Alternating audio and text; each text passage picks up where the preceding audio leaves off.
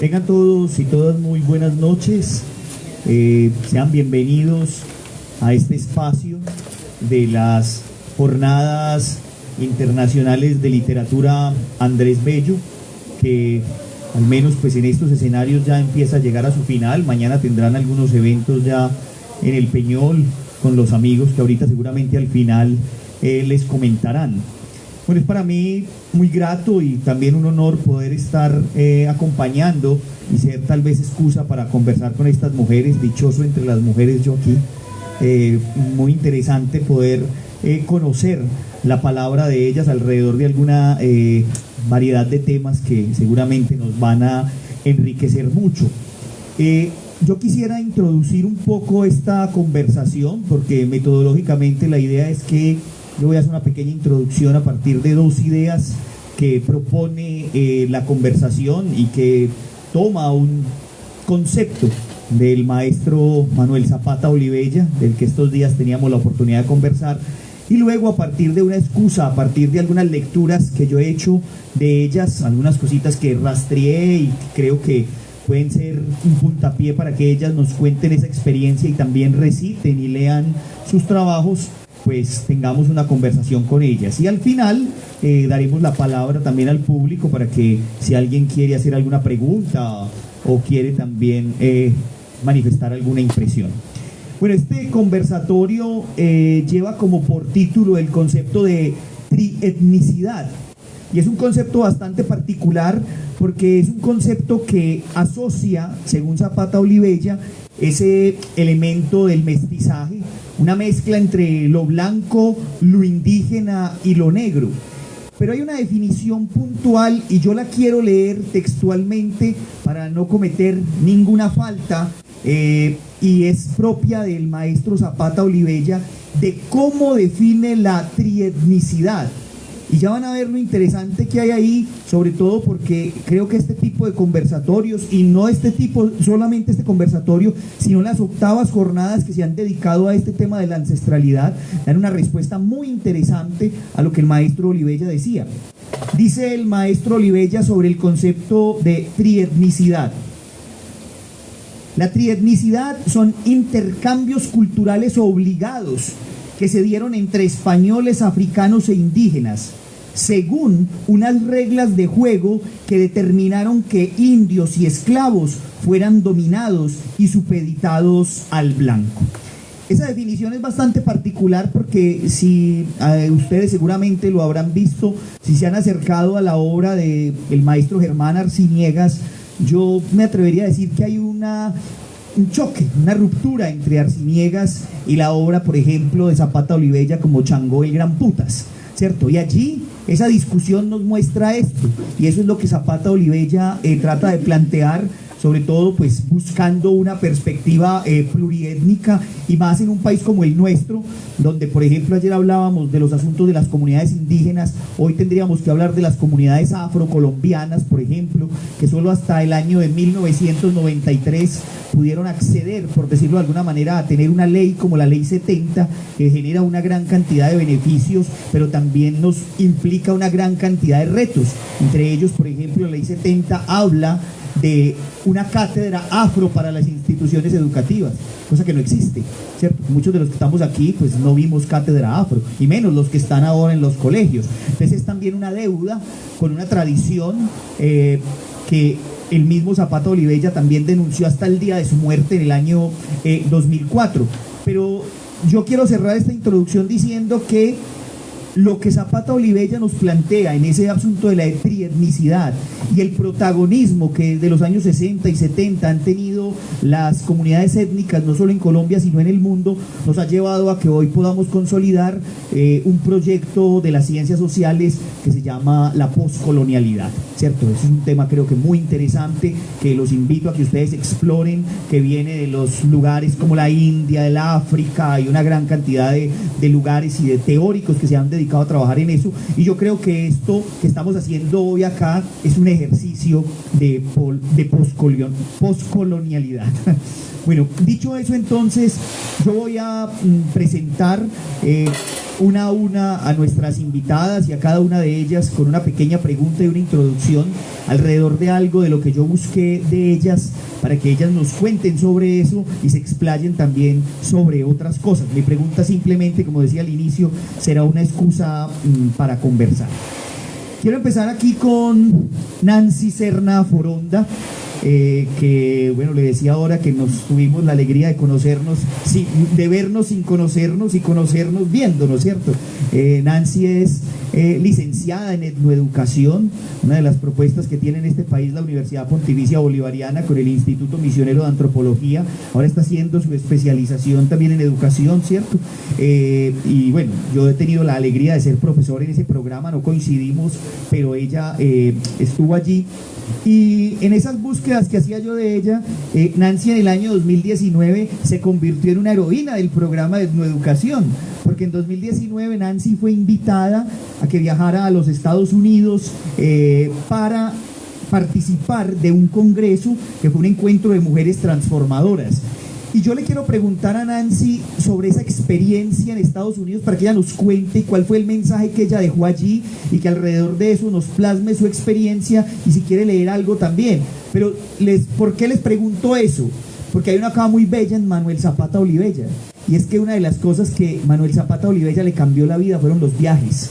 Zapata Olivella decía que cuando él viajó, él se transformó. De hecho, dos datos curiosos. Para él, el viaje a Estados Unidos no solamente le afianzó el deseo de lucha por las comunidades negras colombianas y de todo el mundo, sino que también, por ejemplo, su viaje a la China, un viaje que hace en el año de 1952 y que conoce a Lun Zhu, pues no lo conoce la obra de Lun Zhu, y él dice que él desde ese momento dejará de ser médico porque le interesa más escribir con conciencia política que curar úlceras, dirá el gran maestro Zapata Olivella. Así que Nancy, bienvenida a este espacio, muchas gracias, y contanos eso y muchas otras cosas más sobre tus milagros y obras. Bueno, un cordial saludo para todos. Profe, de verdad que es un honor poder compartir este momento con usted y con cada uno de ustedes, porque nada en la vida pasa por casualidad, todo en la vida tiene una razón de ser, y estar en este momento, con esta noche tan hermosa, no es casualidad, nos está enlazando algo y es importante, y son las letras, es una amistad, es experiencias. Y con respecto a la pregunta del profe, ¿cuál fue esa experiencia? Especialmente cuando me llegó la invitación para representar a Colombia en los Estados Unidos,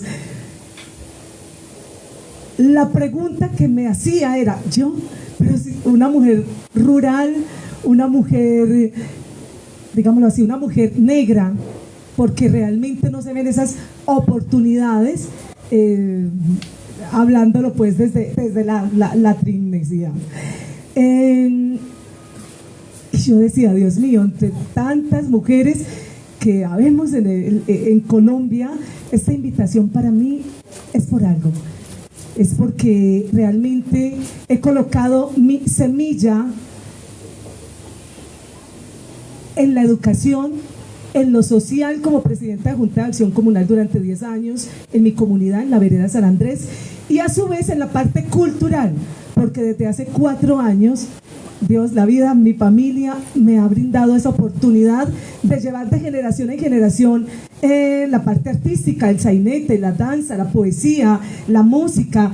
Entonces era un complemento de todo lo que Dios y la vida me ha brindado. Entonces, por tal motivo, desde la Universidad Pontificia Bolivariana colocaron mi hoja de vida, postularon mi hoja de vida, y cuando me llamaron de la embajada, de verdad, con todos los gastos pagos durante un mes, o sea, yo pensaba que estaba soñando, pero bueno, bendito Dios, fue un encuentro maravilloso, porque es mostrar otra cara diferente de nuestro país, porque desafortunadamente por situaciones complejas que algunas personas han tomado caminos diferentes, nuestro país está estigmatizado en otros lugares como, ay, colombiana, colombiano, o sea, no, fue mostrarles que somos más las personas que cada día avanzamos con nuestro trabajo, con nuestro sudor de la frente, en lograr transformación en nuestro país, que las personas que han tomado caminos diferentes. Entonces, no, bendito Dios, de verdad que fue una oportunidad muy grande. Fuimos en total 12 países, 12 mujeres, todas latinoamericanas, y no, profe, pues es solamente, es decir, Dios mío, gracias. Gracias, porque después de tantos años se van viendo los frutos. Y desafortunadamente el ser humano siempre cree que las cosas son de inmediatez, ahí mismo. No, nos tenemos que esforzar, tenemos que creer en nuestras capacidades, y fuera de creer en nuestras capacidades, ser ejemplo para otros y para otras. Porque una cosa es hablar, otra cosa es lo que hago. Y entre el dicho y el hecho hay mucho trecho. Eso nos enseñaron los abuelos, y es verdad. Entonces la idea es creer en nuestras capacidades, empoderar a otras y a otros, y a su vez la humildad por encima de lo que sea, compañeros. ¿Por qué? Porque por mucho que subamos, algún día tenemos que bajar. Y no olvidar nuestras raíces, no olvidar de dónde venimos, y agradecer a nuestros ancestros. Entonces, profe, me voy empoderando, y entonces disculpen si voy subiendo la voz, pero de eso se trata. De eso se trata, de verdad, de empoderar a otros y de creer en nuestras capacidades, y hacer algo por nuestro país. Porque la paz, la verdadera paz, no la da una sola persona. No la da un gobernador, no la da X o Y persona. La paz verdadera empieza desde el fondo del corazón. Cuando tratamos en lo posible de hacer el bien sin mirar a quién. Entonces, sí, profe, son oportunidades grandes que Dios y la vida nos ha regalado. En este momento voy a, así sea dos párrafos, de un poema de mi autoría que se llama Pelo. Liso, enredado, crespo, suelto. Es tu identidad la mayor riqueza, el autorreconocimiento sin importar lo que piensan. Trenza, turbante, cabello corto, largo o esponjoso, los colores que te apliques son hermosos. Riqueza cultural, cuando agradeces a tus ancestros sin vasallar. Palenquero, negro, insular, sambo, indígena o mulato, mestizo, raizal o afrocolombiano. Eres vida, alegría, apoyo y energía. No pierdas tu identidad, y por mucho que subas, hay que bajar. Unos rápidos, otros lentos. Valora tu vida, es solo un momento. No olvides tu identidad. Dos versitos apenas. Y para complementar, la importancia de la tradición, de salvaguardar la autenticidad, la esencia. Todos tenemos una esencia. La importancia de la otredad, el trabajo en equipo, la hermandad. Otredad fue una palabra que apenas aprendí el año pasado, y yo, otredad, ¿y qué se...? No es otra edad, sino otredad, pegado. Y yo, no, esta palabra la tengo que buscar qué significa. Cuando leí, yo dije, Dios mío, es que es algo que vivo en todo momento, pero lo conocía como trabajo en equipo.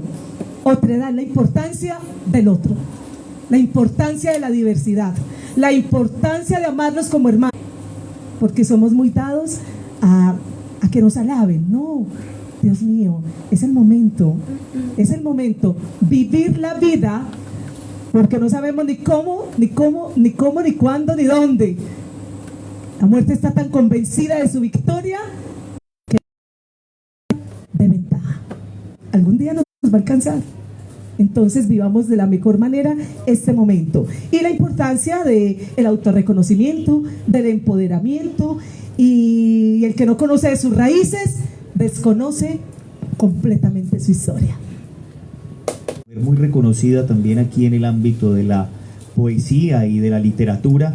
Ayer de hecho estaba presentando un libro de fábulas que, bueno, yo no tuve la oportunidad de estar, pero vi la presentación vía web y me llamó mucho la atención que una de las primeras referencias que citó fue al maestro Zapata Olivella, que también incursionó en la fábula, ¿sí? Y que, así como ella decía, sus fábulas están en apartado, ¿cierto? Las de Zapata Olivella estaban en el Sinú, ¿sí? Y su historia, pensada en estas fábulas con una preocupación que el maestro Zapata Olivella también tuvo siempre, que fue el tema de la paz, la búsqueda de la paz. Buscando un poco sobre Marta y todo su trabajo, hubo un poema que a mí me llamó mucho la atención y por ahí quería yo empezar preguntándole a ella para que nos hable de eso y seguramente de muchas otras cosas más. Y fue un poema que ella tiene con su propio nombre. El poema se llama Marta Quiñones y yo extraje tal vez la primera parte que me llamó mucho la atención, ella ya nos contará, y dice: mi nombre, algarabía y silencio, síntesis entre el tumulto y la soledad. Así empieza ese poema. Y yo le quería preguntar a ella, bueno, ¿por qué ese poema? ¿De dónde viene ese poema? Un poema que se llame como uno, que es importantísimo, pero sobre que seguramente Marta nos va a ahondar mucho y que en las comunidades son supremamente importantes. El concepto del testimonio, pero el concepto también de la memoria. Hace muchos años, teniendo la oportunidad de participar en las comunidades étnicas con el programa de Esencia, y eso me parecía a mí supremamente importante, y yo creo que la poesía es eso, es un sinónimo de resistencia, y yo creo que Marta con este poema y con todo lo que ha hecho, incluso con las fábulas que yo ya quiero leer, nos tiene mucho que decir. Marta. Vale. Bueno, buenas noches. Sí, ayer tuvimos como la oportunidad de estar en un lugar también así poquitos, bañados de la lluvia, hoy de la luna naciente de noviembre, y me gustó porque ahora hablabas de eso y fui por este libro que se llama Casa, a propósito de Zapata Olivella, porque yo siento que también Zapata Olivella en su obra también al final está siempre en Estados Unidos, ¿cierto? Que es lo que hacen ahora, que nos enteramos por los migrantes, ¿cierto? Toda la vida hemos sabido que la gente se va para Estados Unidos en busca de su sueño, pero al final sabemos también la locura de ese sueño. Finalmente yo creo que también hemos aprendido a resistir en esta tierra también. Entonces a mí, digamos, el asunto del espacio y de habitarme también se me convirtió como en una obsesión con la vida, con los años, también hacer esa pregunta frente a la existencia de quién es uno, qué está buscando uno. Es un poema que finalmente escribí cuando tenía como 28 años, ahora tengo un montón, pero en esa época estaba más agobiada con la vida, más piedra también. Y el poema que es un poema sencillo, pero que luego da pie también a un montón de escrituras con la misma pregunta frente a la existencia. Y es un poema que dice: soy Marta, mi nombre es grito de guerra y de amor, mi nombre alarido amurallado en la memoria, sinónimo de amores trashumantes, antónimo de gloria, y se parece mucho a la desolación. Mi nombre, una canción ya cantada, el cielo donde danza el águila, la carroña donde se alimenta el buitre. Mi nombre es presagio de los días sin agüeros, soy Marta y soy mi salvación. No me abandono, me huyo y me encuentro, no me abandono. Y luego aparecen otros textos. Acá traje dos, uno que le dije a un amigo que es un amigo que me ha estado acompañando desde los 16, 15 años, y fue el primero que me dijo cuando le mostré un montón de mamarrachos, que yo que era como el único poeta que yo conocía en la vida en ese momento, y el hombre me presta una máquina de escribir y me dice: no, pase eso, hermana, que yo no le entiendo esa letra, y entonces yo se los pasé, y al golpe hoy Juan se quedó con esos poemas, pero fue lindo porque entonces en este libro, que fue también una experiencia de escritura después de un largo viaje también fuera y volver, entonces empecé a pensar en ese asunto de qué es la casa también y de la necesidad que uno va creando en la vida. Hay dos poemas que quiero compartirles. Pues yo es que a veces no sé como mucho explicar como, porque me parece que el poema es muy explícito también. Dice: cuando nací, madre estuvo triste. No fui el hogar que ella quería para su corazón. Fui una piedra más atravesada en su camino. No quiso mirarme. No quise abrir los ojos para tatuarme en ella. Desde la oscuridad de la vida me pregunté qué hacía de nuevo en esta tierra. No hubo palabra de respuesta. He vivido largamente en busca de ellas. Madre sigue esquivando mi mirada. Mi voz ya la habrá olvidado. Su señal la conocí para maldecirme. Vano conjuro, la poesía lo deshizo y sigo en pie. En ciertos momentos de la vida quise que ella fuese mi hogar. A patadas me expulsó de su alma. Hemos perdido el rastro la una de la otra como animales vencidos en la hazaña. Como loas en el bosque, aprendimos a olfatear el peligro. Corrimos en direcciones contrarias. He vivido a la intemperie, en un mundo salvaje, sin casa. Busqué por guarida cuerpos ajenos que me recibieron por invierno, expulsándome en verano. Ahora canto, con tenue voz, pero ya no hay olores en el aire para encontrar los caminos del retorno. Y este poema lo escribí una vez que estuve en apartado caminando con Felipe, otro amigo, Pipe, de acá, y me dijo: vamos a caminar por el barrio donde creciste. Y fue muy particular porque fue como cuando uno lee a García Márquez, después de uno irse de estos pueblos y volver tantos años después, y la misma calle, el mismo polvero, la misma tierra que uno corrió, en la que uno jugó, creció, las casas intactas, pero la gente ya no está. Y yo dije: tan raro, porque muy silencioso ese barrio ahora, y cuando yo estuve allí creciendo fue como una perpetua fiesta, y entonces yo conservé como esa fiesta en mí, y esa casa materna sigue ahí también, a un palo de mango, que ahorita vi un manguito por allí, ahí me acordé también. Y ese poema se lo escribí como en esa sensación. Estaba en la casa de Juan y le escribí este poema también como en gratitud a su existencia en mi vida también. Y dice: ¿de qué material está hecha la casa de Juan? De cemento y arena, no. Del aliento pesado que se respira en el aire, no. ¿De qué está hecha la vida de Juan? De jirones de tempestad, no. De agua que se desborda de sus cauces, no. De su carne expuesta al viento de la noche y la marisma pesada del ambiente, no. La casa de Juan está hecha del mismo material que su alma. De palabras tatuadas a la antigua, de sus dedos trazando jeroglíficos sobre el papel de su ventura que cambia la pesadez del aire de la vida, de la forma que tienen sus ojos para afirmarse en la pregunta de los míos.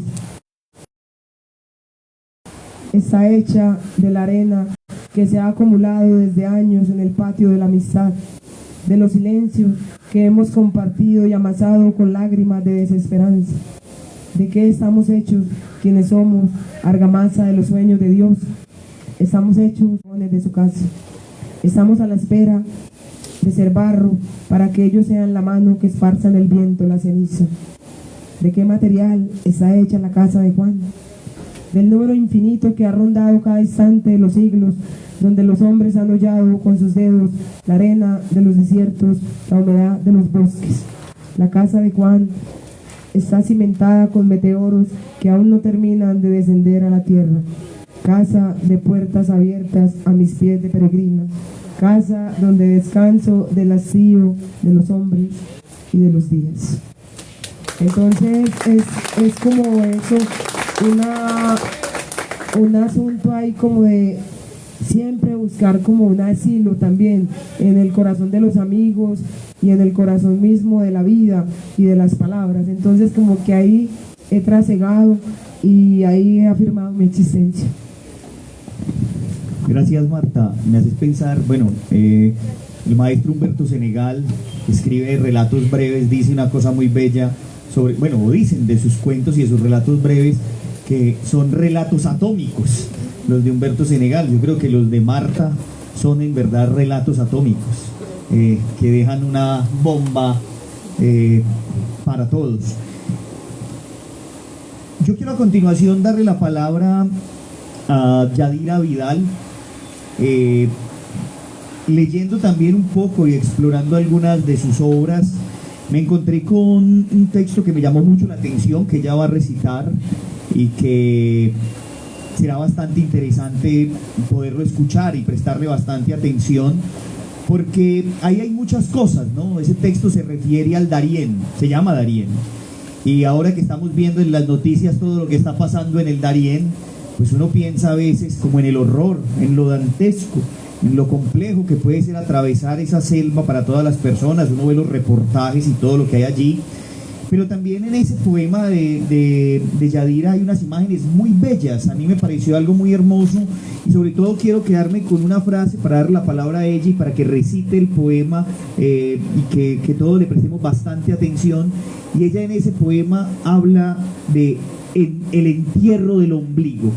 Es una tradición de los pueblos ancestrales africanos, pero que lo hicieron también aquí, los afro que llegaron, los esclavos que llegaron a América, que a pesar de la imposición de las doctrinas religiosas que se hicieron durante su época aquí de esclavitud, pues las tradiciones africanas, muchas de ellas se mantuvieron, y enterrar el ombligo cerca a los árboles, como era tradición en muchos de los pueblos, se mantuvo. Así que, bueno, Yadira, bienvenida, gracias por estar aquí y por darnos tu palabra también. Bueno, buenas noches, gracias por el espacio, por la compañía, por los amigos de esa casa patrimonial tan bonita que hoy nos regalan este cobijo de árboles maravillosos.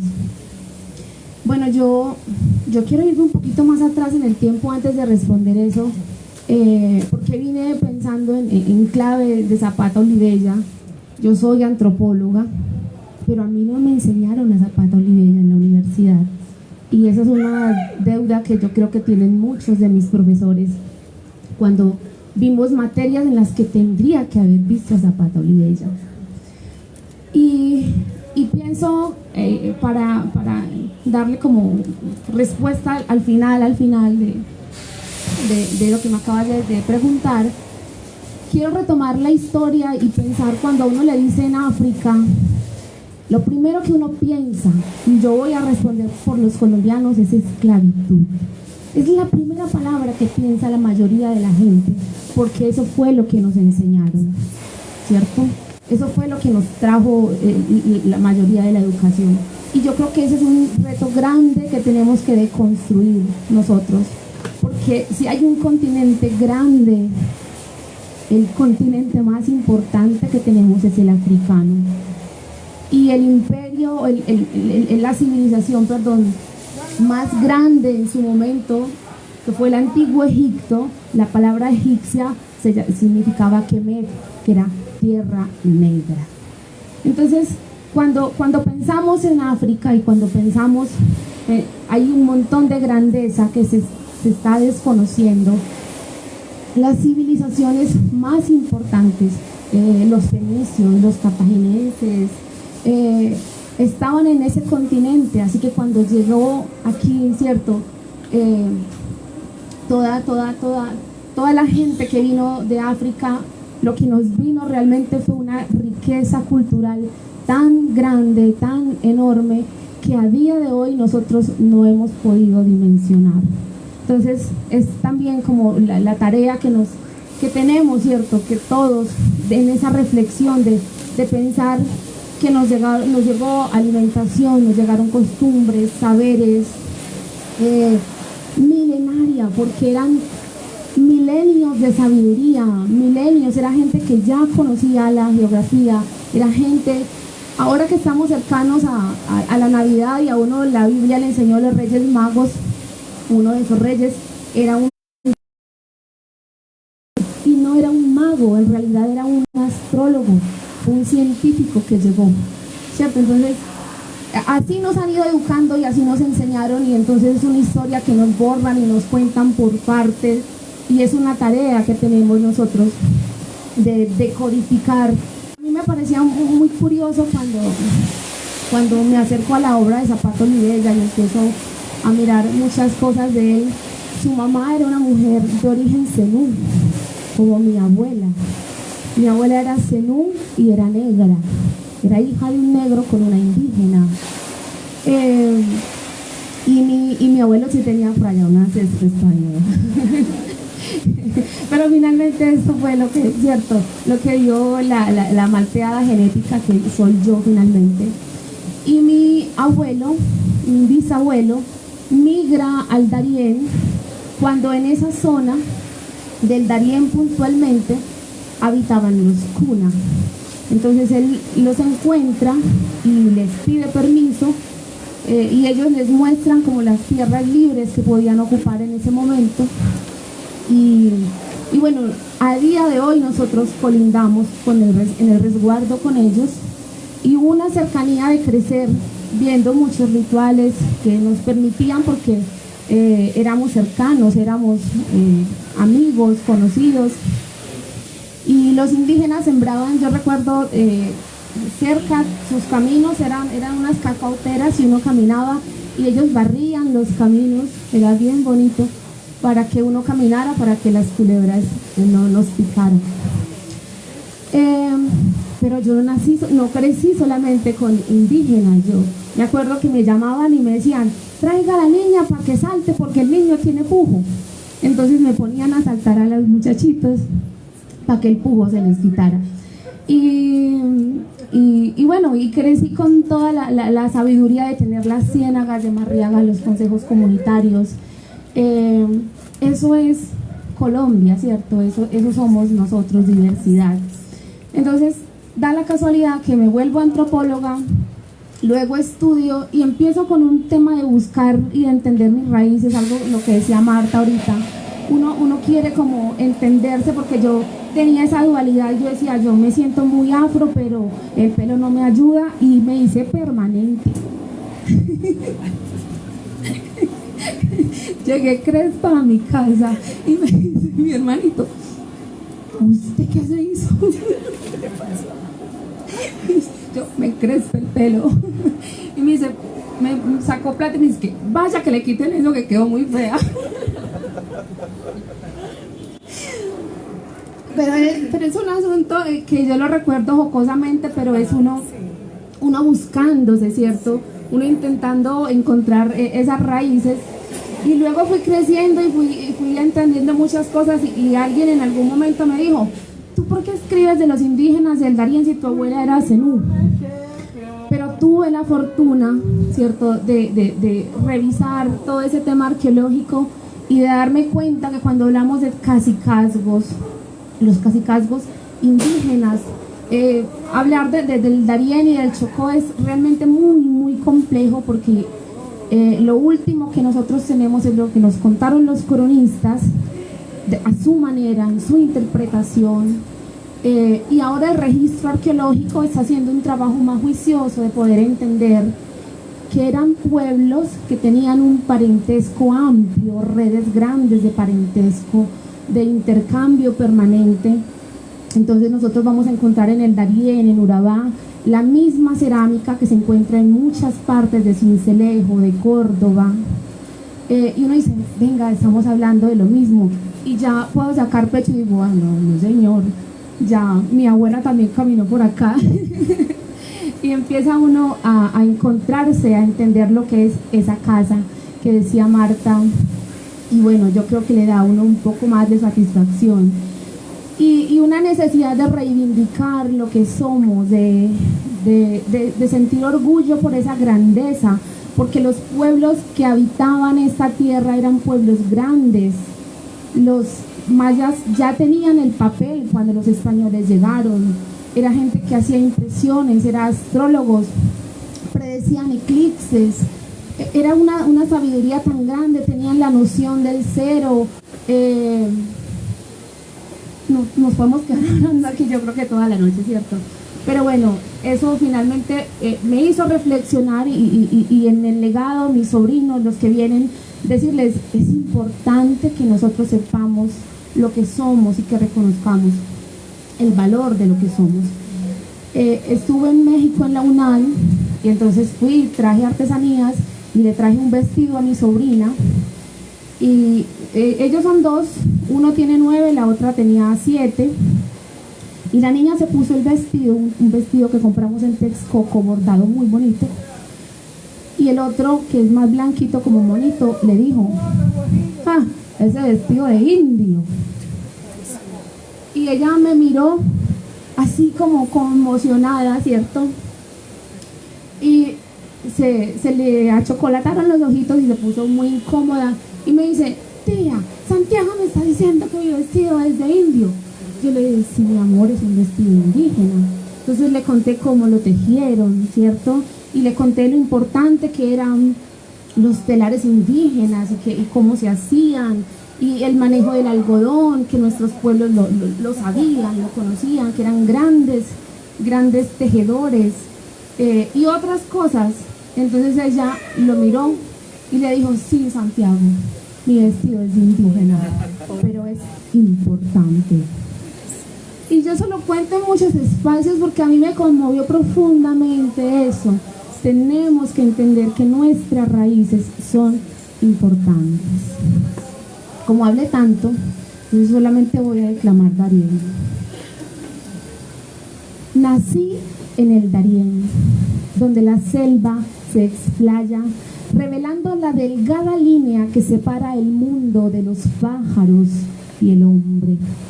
Hubo un tiempo en el que las cosas solo tenían nombre en lengua cuna. Los niños nacían con los ojos cerrados. Los chigüiros pastaban cerca de los tambos. El bocachico podía agarrarse con las manos. Los vecinos hicieron corrales para guardar los morrocoy que, semejantes a pedruscos, inundaban los patios.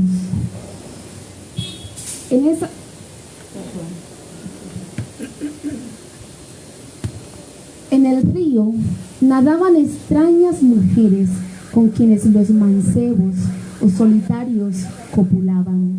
Después se enteraron que esas doncellas tenían por nombre manatíes. En esa tierra, las mujeres entierran el ombligo de los hijos que paren cerca de la casa con la esperanza de que vuelvan a ella. En mi caso, mi madre se levantó temprano, envolvió mi ombligo en un trozo de tela roja, lo llevó hasta el patio. Era el mes de las tormentas y de los aguaceros, y esa mañana, bajo la lluvia, lo sembró al lado de un frondoso árbol de limón mandarino.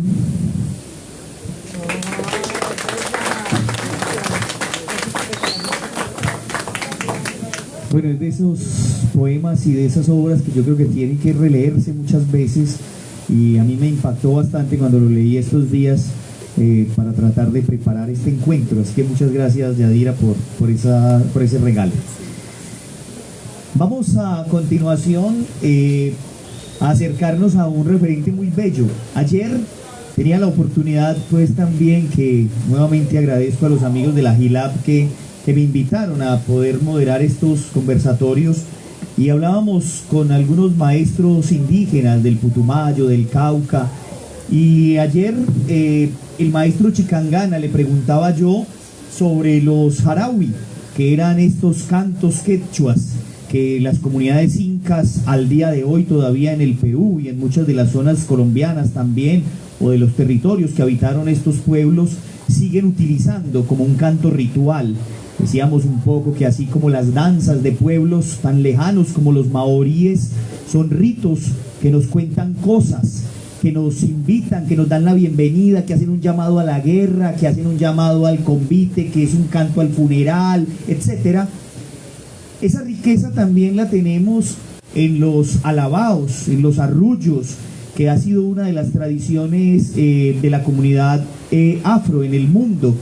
Y por eso, pues, Carmen Palacios, que ayer también hacía una presentación sobre este tema, yo creo que muchos nos enteramos de estos temas de los alabaos y estas canciones afro muy recientemente. Yo tuve la oportunidad de conocerlas un poco más viejito por el trabajo con las comunidades en la universidad, pero para muchas personas, por ejemplo, yo recuerdo en mi casa cuando estábamos viendo la firma del acuerdo de paz que se hizo en Cartagena, que fueron las mujeres de Bojayá, ¿sí?, a cantar sus alabados, y yo recuerdo que en mi casa me preguntaban, ¿y eso qué es? Y a mí me pareció muy particular porque yo, sin saber mucho, pues al menos había tenido la oportunidad de escucharlos y les conté, y entonces mi mamá quedaba como muy sorprendida, mira, qué bonito, pero no se conocía, ¿cierto? Y ahí también hay toda una tradición, una memoria.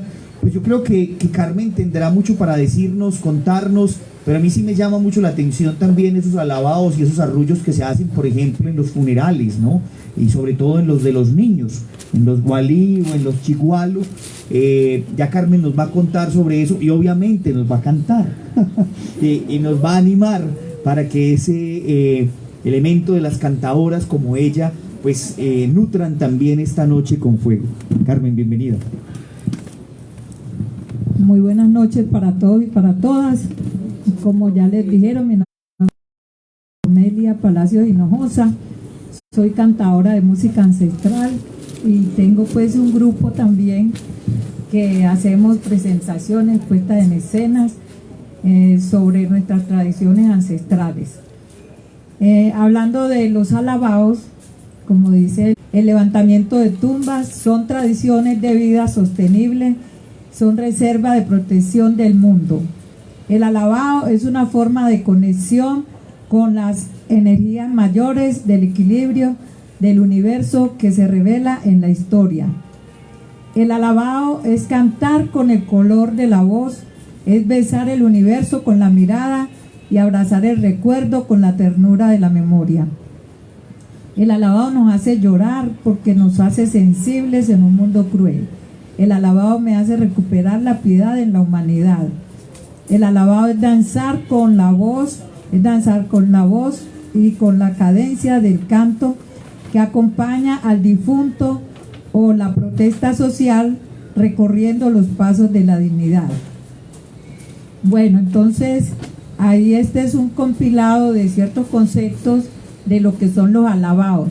Los alabaos son unos rituales ancestrales post-mortem que se hacen a los adultos y son diferentes con los gualíes o chigualos que se hacen a los bebés, porque los alabados son solemnes, son muy tristes, son dolorosos, porque ya sabemos que se le entona a los adultos, que son personas que han convivido con nosotros, que han estado en la lucha de todas las gestas por nuestra etnia.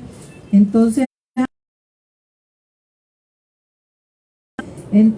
cuando un bebé afro muere, se hace una especie como de ritual alegre. No es que no les duela, les duele mucho porque es algo que salió de las entrañas de la madre, porque alegre cuando... También para someterlos más, ellos cogían los esclavizadores al niño delante de los adultos afro y los cogían a pegarle con un zurriaco, lo cogían del piecito y con la cabeza hacían algo festivo cuando se moría uno de los niños, pues aparte de que ya tenían muchos más.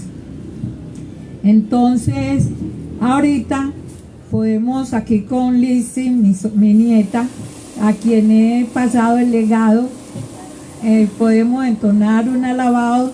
Ayer lo hice sola, pero ahora lo podemos hacer a dos voces para que vean cómo suena el alabao.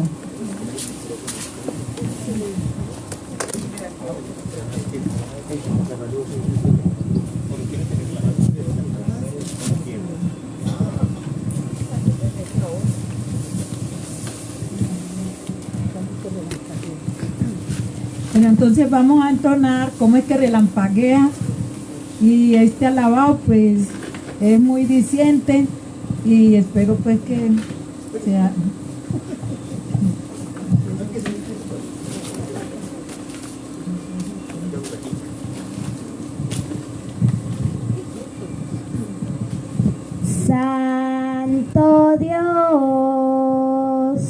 ¿Cómo es que relampague?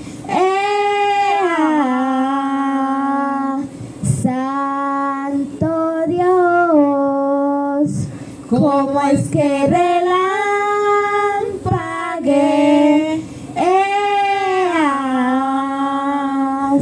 Jesucristo está en la puerta, San Antonio en la escalera. Jesucristo está en la puerta, San Antonio en la escalera. Con el rosario en la mano, rezándole al que se muera. Con el rosario en la mano, rezándole al que se muera. Rezándole al que se muera. Rezando de al que se muera. Rezando de al que se muera.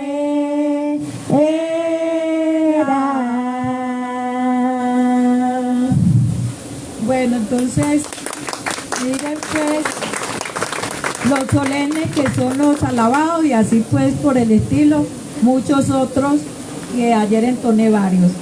Ahorita vamos a entonar un guali o chigualo, que es el ritual post-mortem para los bebés que fallecen, los bebés afro, sobre todo en los tiempos antiguos o todavía en las periferias de nuestros territorios étnicos. Entonces el gualio chigualo titula El Cuervo. ¿Con qué corazón me iré? ¿Con qué corazón me iré? Ay, ¿con qué corazón me iré? Ay, ¿con qué corazón me iré?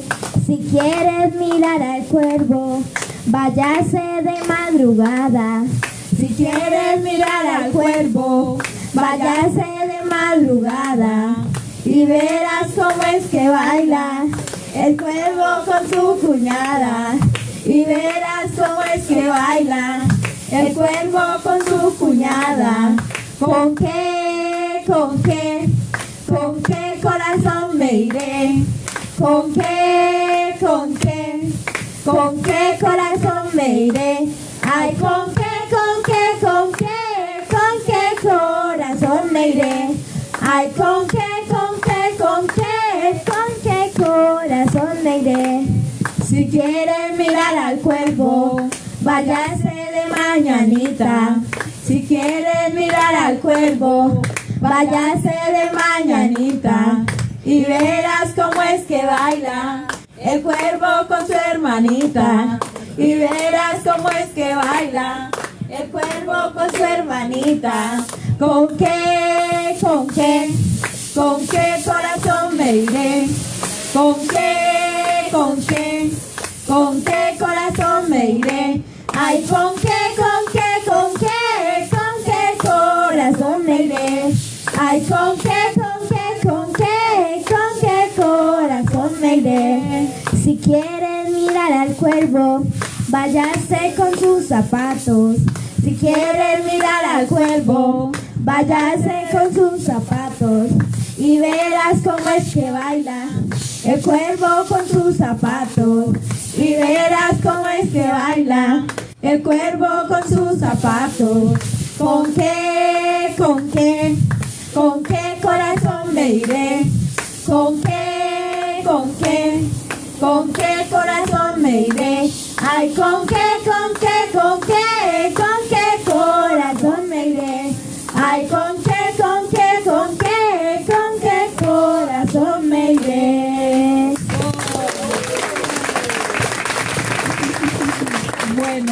Y hablando del legado, pues también aquí Lizzy, que fue ganadora a los 6 añitos de los premios Changó por su liderazgo afro, y también fue ganadora de los premios Proyecto Madera, tenía 6 años de edad, y bueno, ha seguido ganando algunos de literatura étnica, y muy contratadita en la Universidad de Antioquia, hace poesías con la Sinfónica y en muchas partes.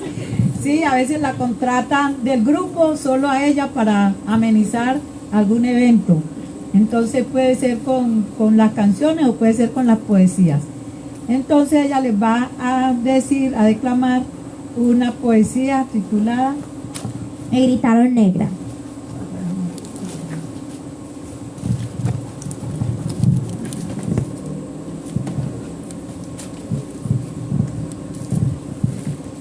Tenía 7 años apenas 7 años.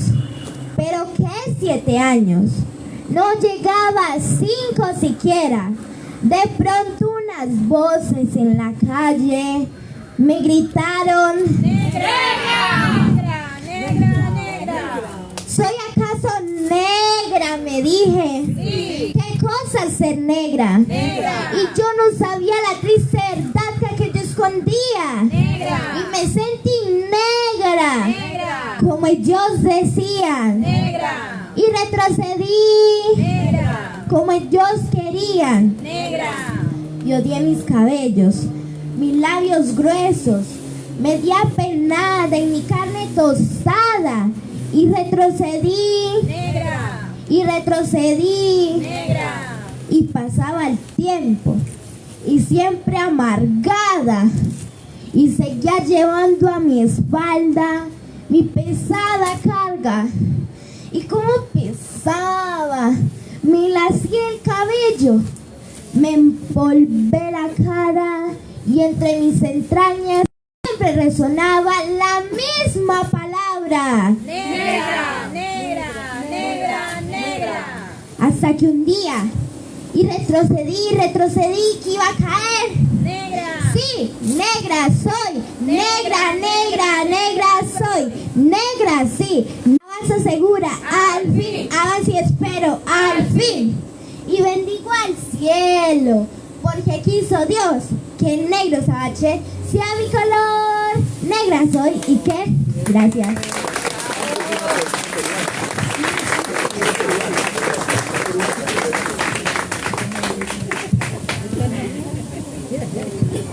Bueno, maravilloso, gracias a Carmen Nieta.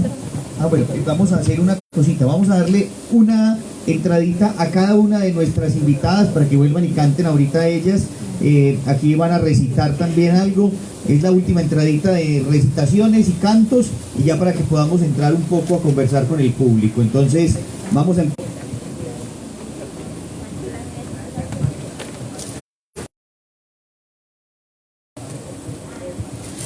Bueno, muy bien, este poema tiene por título La lista negra, de Lorena de la Torres. ¿Por qué la traigo en este momento a colación? Porque ese fue uno de los poemas del diálogo de un nieto y su abuela. La lista negra. Mamavita, mamá vieja, vengo con mucha hambre de allá de la escuela. Yo no entiendo nada de lo que allá dicen. Prefiero nadar en el río y ayudar en el trapiche. Eso de estudiar, allá no me suena, pues yo no veo que eso sea cosa buena. Decime, mamita, quiero averiguarte, ¿por qué todos los negros se bañan con mate? ¿Por qué vivimos en medio de tanta pobreza y encima de eso muchos nos desprecian? ¿Por qué dicen que somos unos perezosos si trabajamos todo el día y el gozo es tan poco? ¿Por qué unos negros quisieran ser blancos y nuestra cultura la anda negando? ¿El ser negro es malo? ¿El ser negro ofende? Decime, mamita, por Dios, respondeme. La abuela asombrada escucha en silencio el triste lamento de labios tan tiernos y mirando a su nieto con mucha nostalgia, con dolor y orgullo, le habla dentro del alma. Mijo, conocer la historia es muy importante para entender que el negro es un ser muy grande, que aunque de ser rey pasó a ser esclavo, siempre, siempre, siempre por su libertad ha luchado. Recreó África en playas, llanos, laderas, y sobre su sangre renació en estas tierras. Desde entonces muchos han sobresalido por defender una causa de un pueblo negro oprimido. Agustina, Polonia, Angela Daisy, Toni Morrison, Rosa Parks, Margarita, Mercedes, Mama Juana y otras más. Punta Quinte, Malcolm X, Nelson Mandela, Biojó, Martin Luther King, cimarrones, palenqueros, una larga lista que no tiene fin. ¿Y para qué te digo que aquí en nuestra región hombres y mujeres grandes tenemos a montón? Es la lista negra cada vez más larga de negros que entregan mucho más que el alma. Pero aquí casi todos seguimos dormidos, porque para los que son, tan solo unos cuantos han sobresalido. Tú nunca, mi niño, desees ser otro. De tu piel oscura, siéntete orgulloso. Y de lo más importante, de lo que nunca, nunca, nunca puedes olvidarte, es que para ser libre tienes que educarte. Del ayer al hoy hay una gran distancia. Las cadenas de ahora no son los grilletes, sino la ignorancia. La baja autoestima de sentirse negro, de creer que todo lo malo es de color negro. Por eso mi niño, sigue tú estudiando, desgárrate el alma para liberarte. No importa si hay sed, no importa si hay frío, no importa si llega la noche y aún no has comido. Escribe la historia de tu gran conquista y escribe tu nombre, mi niño, en la lista de hombres y mujeres que se han liberado, demostrando la gloria de nuestros antepasados, que fueron reyes, sabios y grandes guerreros, no los delincuentes que fueron decaídos. El niño en silencio a su abuela escucha, y en su corazón brotan semillas de lucha. Se acerca a su abuela, le da un fuerte abrazo y llora largamente sobre su regazo. Gracias, mamadita. Gracias, mamá vieja. Mañana temprano me voy para la escuela. Seré un hombre grande, seré un negro ilustre. Le demostraré al mundo que el negro sí existe. Luchar y vencer será mi aventura. Yo seré el vocero de nuestra cultura. Ser libre, llegar a ser libre será mi gran conquista. Porque mi nombre, abuela, estará en la lista. Gracias.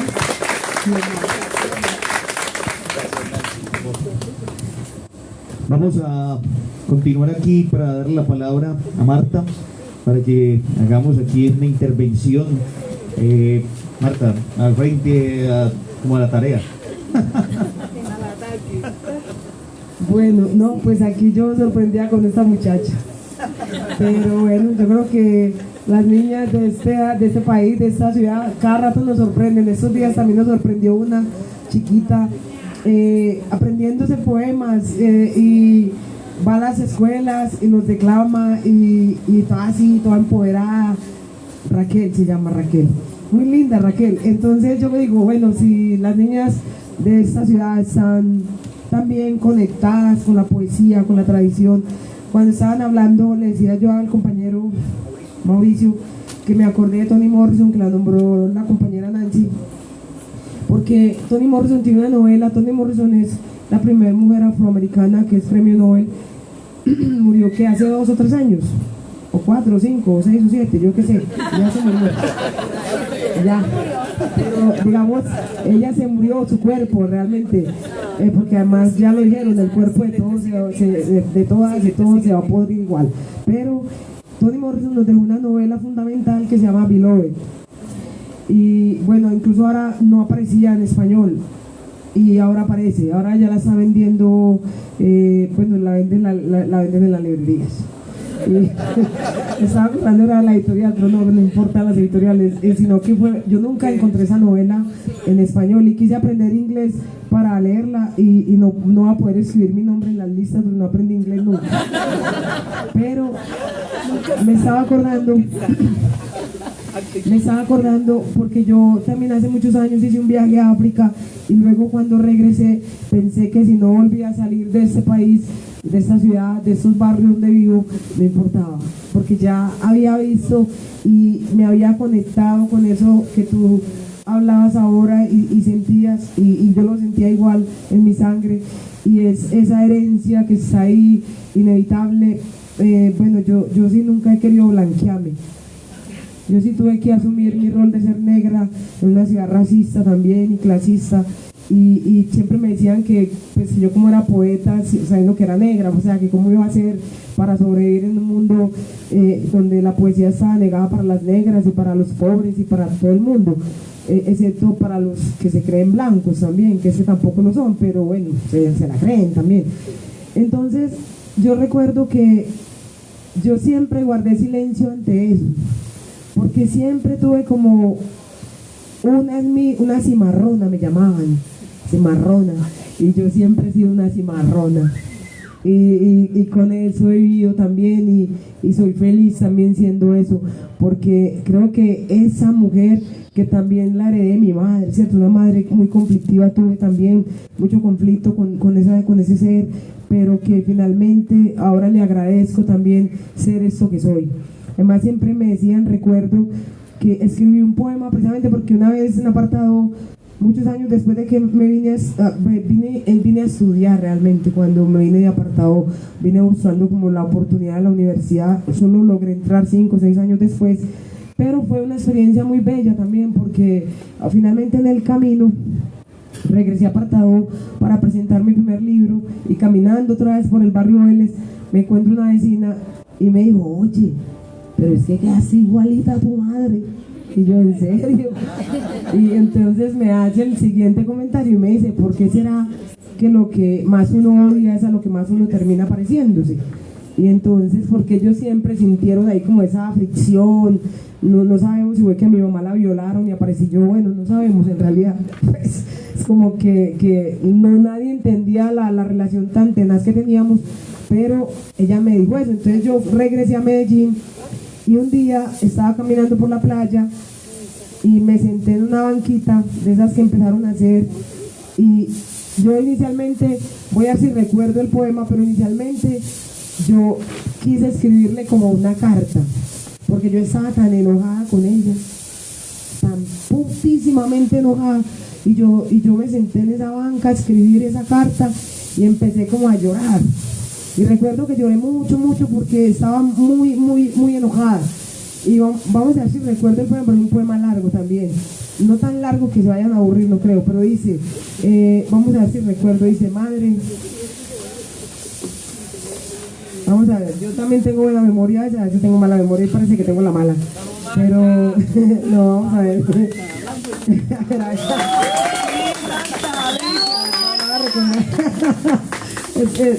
Bueno, es un poema que dice, madre, si supieras esta forma de repetición en que me hallo, si tu soledad no se hubiera emposado a golpes en mis entrañas, si tu vida no fuera esta repetición en la vida mía, si mis amigos pudieran presentir el cansancio de tus piernas y el de mis pupilas, si me naciera escribirte una carta para parirnos mutuamente del odio macerado en nuestras miradas, si el Padre no hubiese partido como un maldito cobarde, tal vez tú y yo nos habríamos amado.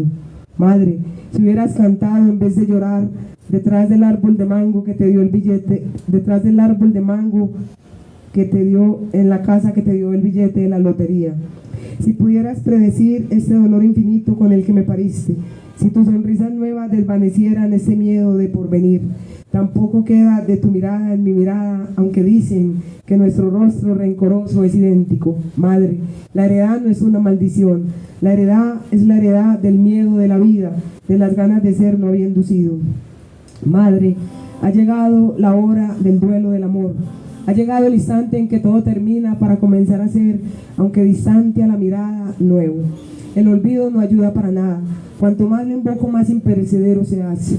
Soy triste, madre, aunque tengo cara de camaleón sonriente. Soy triste, así las muecas adivinen mi sonrisa. Madre, ¿dónde hay un rostro tuyo, lejos de tanta desheredad, lejos de tanta desventura? ¿Dónde hay un paso tuyo a la alegría?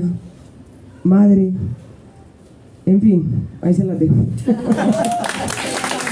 Entonces, pero igual, el poema está por ahí, rueda por ahí en las redes y tal. Y también fue un poema, al final fue un poema muy lindo, porque al final también termina siendo un poema muy reivindicativo de la existencia de este ser en mí. Entonces, finalmente sentí que el hecho de parecerme a ella, sin ser ella, también nos salvó a las dos, hasta de no habernos matado. Entonces, también fue lindo, porque yo creo que con la poesía yo he logrado también como negociar la existencia con la madre, con los amigos, con los enemigos, conmigo misma. Entonces, yo creo que en mí la poesía terminó siendo una bendición.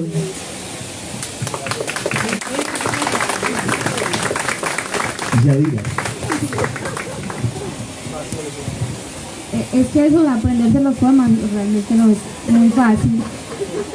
Europa tenía la imprenta, nosotros teníamos la oralidad. Entonces, yo creo que chicaneemos con eso. Es que aprenderse cosas de memoria realmente es muy difícil. Por eso cuando asesinan a nuestros líderes sociales, se nos mueren bibliotecas vivas. Por eso es tan grave, ¿cierto? Lo que pasa. Y esa es una herencia que tenemos, y es una herencia que hay que perpetuar. ¿De qué color sos? Tenía un amor que decía, era muy negra. Dueños de tierra, gente importante, le hacen honor al color. Llegaron por Barranquilla, pero racista no soy. Mi madre solo un poquito, y eso que el negro soy yo. De tanto andar por el mundo, con este vine a caer. Qué hombre pa' pretencioso, lengua de trapo y embustero, que hasta todo lo olvidó, que crecimos en el pueblo, comiendo pescado y arroz. Andaba en pantaloneta con la pata bien pelada, con ese crespero al viento antes de hacerse tuzá. El abuelo que él negaba, como la noche era el señor, arribó con la marimba, con la danza y el tambor. Hombre de alta estima, honrado trabajador, que desvistió la montaña para sembrar el borojó, el caucho y el caimitillo, chontaduro y pan de Dios. Ese hombre que él hoy niega, como ese, no nacen dos. Conocía todos los secretos para curar un mal de amor. Hacía el mejor pipilongo de todo, de pelonada crespo, atesada con sabor. Entonces andá y búscate una que no sea como yo, porque para cambiarme, difícil. A feliz, que así soy yo. Volvete y buscar a lo mejor todo lo que te enseñaron y dejaste en un cajón, que los hombres no son dignos por su pelo o su color.